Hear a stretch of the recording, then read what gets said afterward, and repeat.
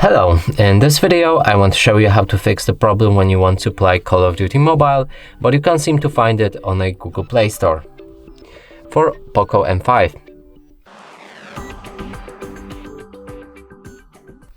So let's start with opening Google Play Store, and right here try to find Call of Duty.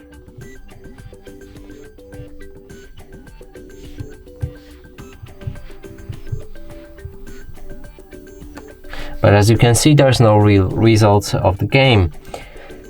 So to fix this, we need to go back, click on the profile picture, then the settings, family, parental controls, and right here either disable parental controls entirely or move to apps and games, enter the PIN code, click on OK, and increase the PG to at least 16.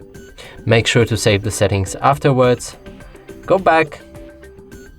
Now if we try to find the game again, it should be on the top right here.